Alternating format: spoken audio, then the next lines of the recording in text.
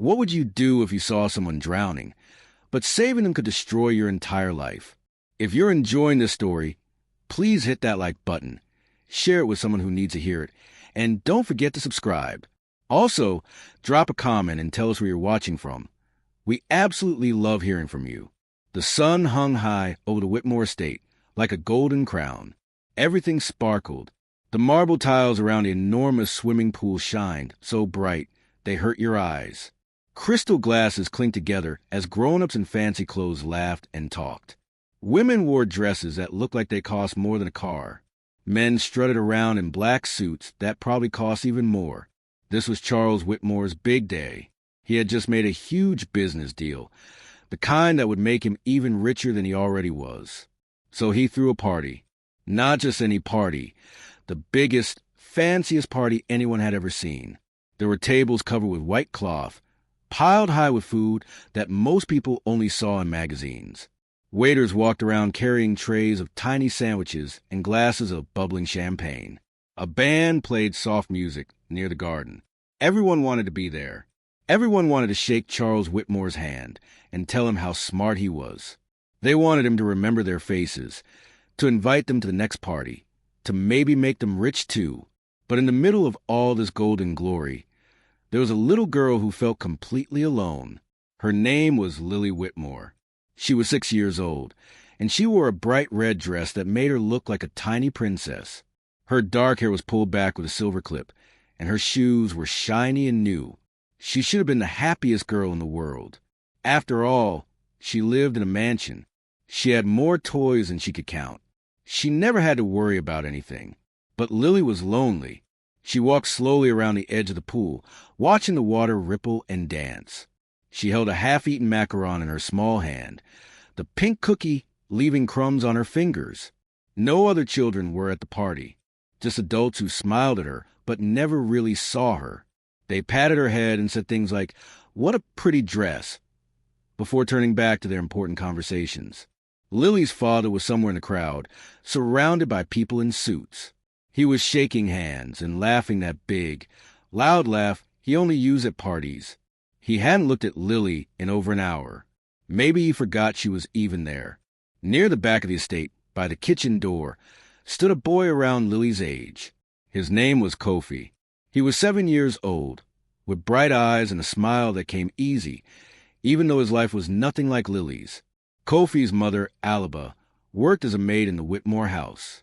She cleaned the floors, washed the dishes, and made sure everything was perfect for people like Charles Whitmore. Aliba worked hard every single day, from sunrise to sunset, sometimes even longer. Today, she had to work at the party too. So Kofi came along because there was no one to watch him at home. He wore an old shirt with a small rip near the collar and simple swim shorts. His feet were bare. He wasn't supposed to be near the fancy guests, so he stayed in the shadows, watching the party from far away. But Kofi saw something the adults missed. He saw Lily walking alone by the pool. He saw how sad she looked. He saw her lean over the water, trying to see her reflection. And then he saw her slip. It happened so fast. 1 second Lily was standing at the edge, and the next second she was falling.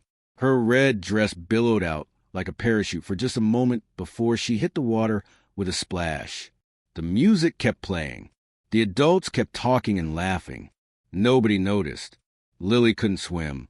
The water closed over her head, cold and terrifying. She tried to scream, but water filled her mouth. She kicked her legs, but her heavy dress pulled her down like an anchor. Her lungs burned.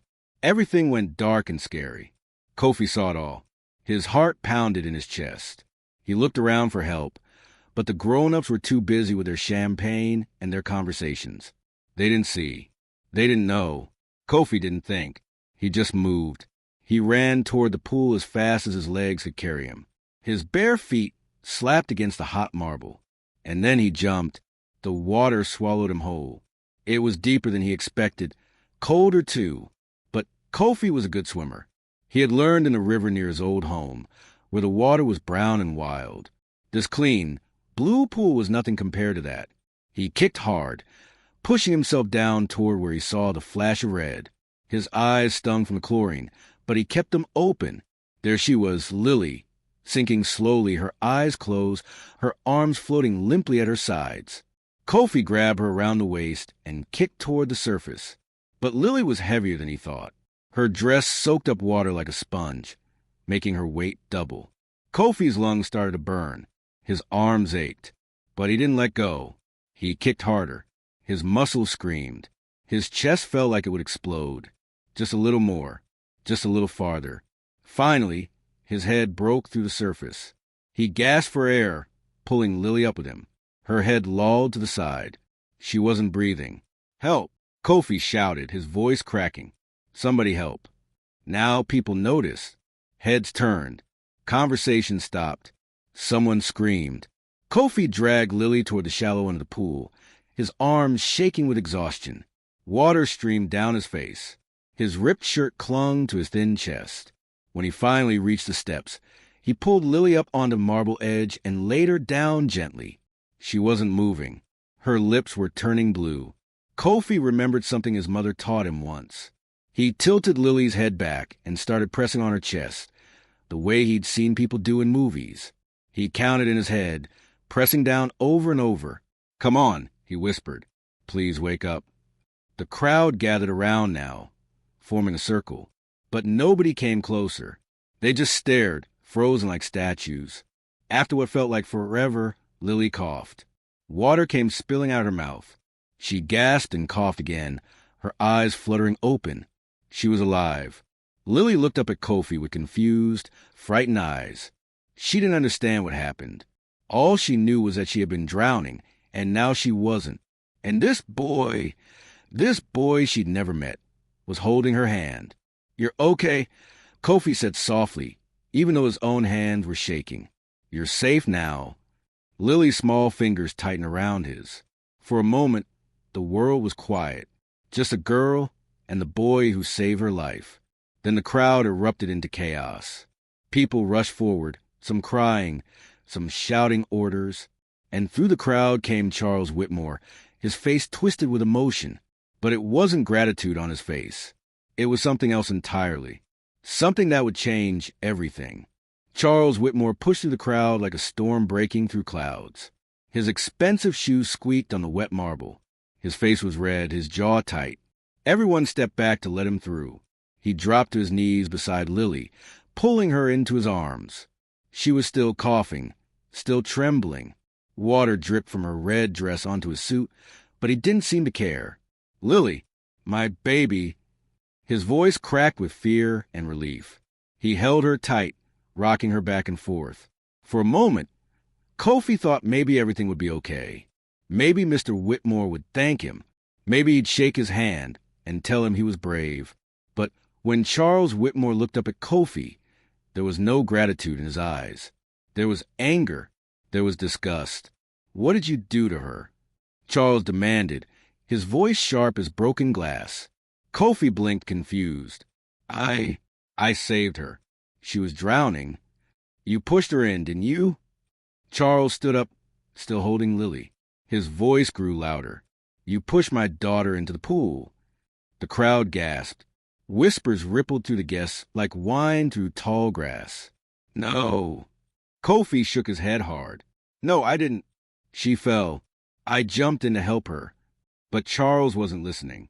His face twisted with rage. "You're that maid's boy.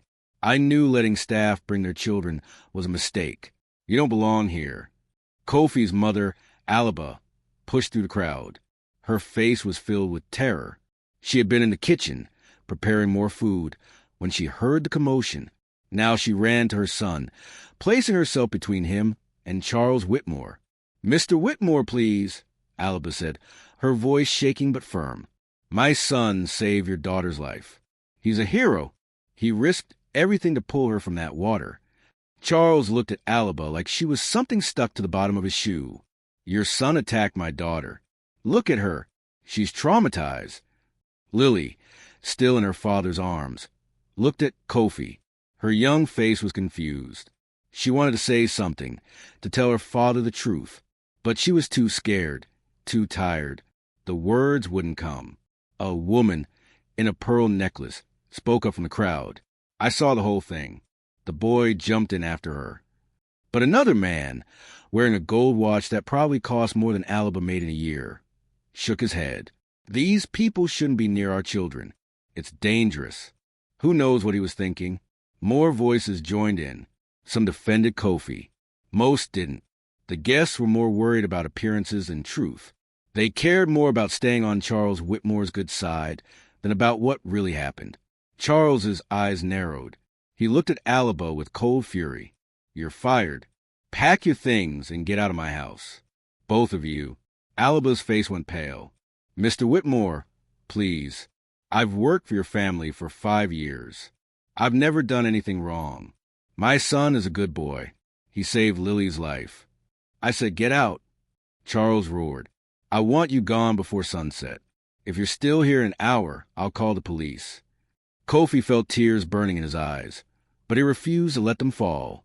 He looked at all the fancy people in their expensive clothes, and he realized something sad and true. They didn't care about what was right. They only cared about money and power. Alaba took Kofi's hand and pulled him away from the crowd. Her grip was tight, protective. She held her head high, even though her heart was breaking. They walked toward the small cottage at the edge of the estate where they lived. Behind them, the party slowly started up again. The band began playing. Glasses clinked. Laughter returned, though it sounded hollow now, like an echo in an empty room. Inside their tiny home, Alaba packed their few belongings into 2 old suitcases. Kofi sat on his bed, still wet from the pool, watching his mother move from room to room. She didn't cry. She stayed strong for him. Mama, I'm sorry, Kofi whispered. Alaba stopped and knelt in front of her son. She took his face in her hands and looked into his eyes. Don't you ever apologize for being brave. Don't you ever apologize for doing the right thing. What you did today was heroic. That little girl is alive because of you. But we lost our home, Kofi said, and now the tears had come sliding down his cheeks. Home isn't a place, Alaba said softly. Home is wherever we are together. We'll find another place. We'll be okay. But what you did today, that matters more than any house or any job. They finished packing as the sun began to set. The golden light that had made everything sparkle earlier now felt cold and empty. They carried their suitcases down the long driveway, past the fancy cars, past the security guard who wouldn't even look at them. But something happened that Charles Whitmore didn't expect. Something that would change everything. A journalist named Rebecca Chen had been at the party, invited to write a story about Charles's big business deal. But she wasn't interested in business deals anymore. She had filmed the whole thing on her phone. Lily falling into the pool, Kofi jumping in without hesitation, the rescue, Charles's terrible reaction. Rebecca watched the video again and again that night. She saw a brave boy who deserved to be celebrated, and a rich man who couldn't see past his own pride. She saw injustice, so clear it made her angry. So she posted the video online. She wrote the true story, every detail. She titled it, 7-Year-Old Hero Punished for Saving Millionaire's Daughter. By morning, the video had been viewed 1 million times. By afternoon, 10 million. By evening, it was everywhere. Every news channel, every website, every social media platform. People around the world watched Kofi jump into that pool. They saw his small body struggling to pull Lily to safety. They saw him saving her life while grown adults stood frozen. And they saw Charles Whitmore's shameful response. The comments poured in by the thousands. This boy is a true hero. That father should be ashamed. How dare they fire that woman and her son? This is what's wrong with rich people. Kofi deserves a medal, not punishment. The video went viral faster than wildfire. Celebrities shared it. Politicians commented on it. People who had never met Kofi or Alaba felt their hearts break for them and burned with anger at Charles Whitmore. By the next day, protesters gathered outside the Whitmore estate. They held signs that said "Justice for Kofi" and "Heroes don't deserve punishment." News vans lined the street. Reporters demanded interviews with Charles. Inside his mansion, Charles watched the chaos unfold on every television channel. His phone rang constantly. His business partners called, angry and worried. The merger he had celebrated just days ago was falling apart. Companies didn't want to be associated with him anymore. "You're a public relations nightmare," one partner told him over the phone. "We can't do business with someone the whole world hates." Charles's hands shook as he ended the call. Everything he had built, everything he had worked for, was crumbling because of one moment, one decision, one failure to see the truth. His wife, Margaret, came into the study. Her face was tight with worry. "Charles, you have to fix this. You have to make this right." "I don't know how," Charles admitted, and for the first time in years, he sounded lost. Lily appeared in the doorway, still wearing her pajamas. She had been quiet since the pool incident, barely eating, barely speaking. But now she walked up to her father with something in her hand. It was a drawing, a picture of her and Kofi by the pool. In the picture, Kofi was smiling, and Lily was holding his hand. "Kofi saved me, Daddy," Lily said, her voice small but clear. "He's my friend. Why did you send him away?" Charles looked at his daughter's drawing, and something inside him cracked. He had been so worried about what people would think, so focused on protecting his image, that he had punished the one person who deserved to be honored. But was it too late to fix it? The whole world was watching. The whole world was waiting to see what he would do next. The next morning, Charles Whitmore did something he had never done before. He left his mansion and went looking for Alaba and Kofi. It wasn't easy to find them. They had moved to a small apartment on the other side of the city, in a neighborhood where the buildings were old and the paint was peeling. Charles drove his expensive car through streets he had never seen before, past people whose lives he had never thought about. When he finally found their address, he sat in his car for a long time, staring at the door. His hands gripped the steering wheel. He had practiced what he would say 100 times, but now the words felt stuck in his throat. Finally, he got out and knocked on the door. Alaba opened it. When she saw Charles standing there, her face hardened. She started to close the door, but Charles held up his hand. "Please," he said, "please let me speak." "You've said enough," Alaba replied, her voice cold. "I was wrong." The words came out in a rush. "I was so wrong. Your son is a hero. He saved my daughter's life, and I treated him like a criminal. I treated you both horribly. I'm sorry."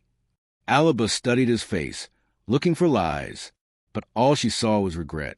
Kofi appeared behind his mother, peeking around her shoulder. When he saw Charles, he didn't look angry. He just looked sad. "I don't want your apology," Alaba said. "Apologies don't pay rent. Apologies don't put food on the table. You took away our home and our security because you cared more about what people thought than about the truth." "You're right," Charles said, "and I can't undo what I did. But I want to try to make it right. I want to give you back your job, with a raise. I want to pay for Kofi's education at the best school in the city. I want to—" "We don't want your charity," Alaba interrupted. "We don't want to depend on someone who could throw us away again the moment we become inconvenient." Charles nodded slowly. He understood. Trust, once broken, couldn't be bought back with money. "Then let me do something else," he said. "The whole world knows what Kofi did. There are organizations reaching out, wanting to help. A children's charity wants to offer you a job, Alaba, a real job with benefits and respect. They want someone who raised such a brave, compassionate child to help them teach other kids about courage and kindness." Alaba's expression softened slightly. "A charity job?" "Yes, and they want Kofi to be a youth ambassador. He'd get a scholarship to any school he wants. He'd travel, meet other kids, share his story. It's real. It's not from me. It's from people who saw what he did and want to honor him properly." For the first time, Kofi spoke up. "Mama, can I really go to good school?" Alaba looked down at her son. She saw the hope in his eyes, the same hope she had been trying to protect since the day he was born. She wanted to give him everything, but she had been so afraid of being hurt again. "Well, think about it," she said finally. Charles nodded. "That's all I ask. And one more thing." He pulled out an envelope from his jacket pocket. "This is from Lily. She wanted me to give it to Kofi." Kofi took the envelope and opened it carefully. Inside was a letter written in a child's wobbly handwriting. "Dear Kofi, thank you for saving my life.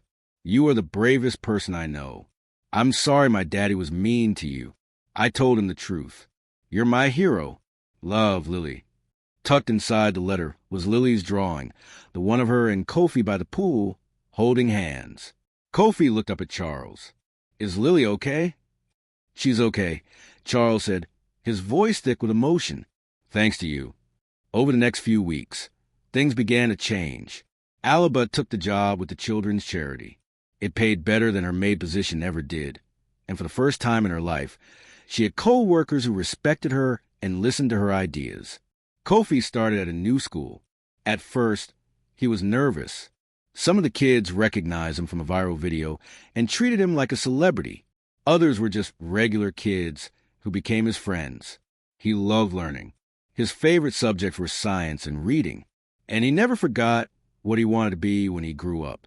"I want to be a firefighter," he told his mother one night at dinner, "so I can save more people." Alaba smiled and ruffled his hair. "You already saved someone, my brave boy. But yes, you'll make an excellent firefighter." As for Charles Whitmore, things got worse before they got better. His business merger fell through. Several partners ended their relationships with him. He lost millions of dollars. His reputation was damaged in ways that money couldn't fix. But something unexpected happened. As Charles lost his fortune, he found something more valuable. He started spending real time with Lily, not just being in the same house, but actually talking to her, playing with her, listening to her. He volunteered at the same charity where Alaba worked. At first, people didn't trust him. They remembered what he had done. But slowly, through consistent action and genuine change, he began to earn back a tiny bit of respect. He would never be as rich as he once was. He would never have the same power. But he became a better father. And that mattered more than any business deal ever could. Every year on the anniversary of the rescue, something special happened. Lily would visit Kofi. Sometimes they met at the park. Sometimes at the pool where it all happened. Though now Lily knew how to swim. They would talk about school and friends and dreams. Lily wanted to be a doctor. Kofi still wanted to be a firefighter. They were different in so many ways. Different neighborhoods, different schools, different lives. But they shared something nobody could take away. They shared the memory of a moment when one person's courage saved another person's life. On the 5th anniversary, when they were both 12 years old, they sat by that same pool. The Whitmore estate looked different now. Charles had sold a mansion and moved to a smaller house. The pool remained, a reminder of everything that had happened. "Do you ever think about that day?" Lily asked. Kofi nodded. "All the time. It was the scariest thing I've ever done." "You didn't even hesitate," Lily said. "Everyone else just stood there, but you jumped right in." "I couldn't just watch you drown," Kofi said simply. "That wouldn't have been right." Lily smiled. "That's what makes you special, Kofi. You don't think about what's easy or what's safe. You think about what's right." They sat in comfortable silence, watching the water sparkle in the afternoon sun. The same sun that shined on that terrible, beautiful day 5 years ago. The story of Kofi and Lily spread far beyond that one viral video. It became a story that parents told their children. It became a lesson taught in schools. It became a reminder that courage doesn't come from money or power or fancy clothes. Courage comes from the heart. And sometimes the bravest people are the ones nobody notices. The ones in ripped shirts and bare feet. The ones who jump in without thinking. Because saving a life matters more than saving face. Charles Whitmore learned that lesson too late to avoid pain, but not too late to change. Alaba learned that standing up for what's right can lead to better things than staying silent. And Lily learned that true friendship isn't about matching dresses or living in the same neighborhood. It's about seeing people for who they really are. But the most important lesson belonged to Kofi. He learned that one brave act can change everything. It can save a life. It can shift the world's attention. It can break down walls between people who thought they had nothing in common. And it can remind everyone watching that when someone is drowning, literally or figuratively, the right choice is always to jump in and help. Years later, Kofi did become a firefighter, just like he dreamed. He saved many more lives. Each time he ran into a burning building or pulled someone from danger, he thought about that day by the pool. The day he learned that being brave doesn't mean not being scared. It means doing what's right even when you are scared. Lily became a doctor who worked in poor neighborhoods, helping people who couldn't afford expensive medical care. She never forgot that her life was a gift, saved by a boy who had every reason to walk away, but chose to dive in instead. And somewhere in the space between their two worlds, their friendship remained, a bridge built on one moment of pure, uncalculated goodness. Because in the end, that's what matters most. Not the size of your house or the cost of your clothes. Not the numbers in your bank account or the power of your name. What matters is what you do when someone needs help. What matters is whether you choose courage over comfort. What matters is whether you jump in. So here's the question for you, watching the story unfold. When a moment comes, when someone is drowning and everyone else is frozen, what will you do? Will you stand safely on the edge, or will you jump? The choice, like it was for Kofi, is always yours to make. If this story touched your heart, please hit that like button and share it with someone who needs to hear it today. Don't forget to subscribe for more powerful stories that remind us what really matters. And tell us in the comments where you're watching from. We love hearing from you and learning how these stories impact your life. Thank you for being part of this community.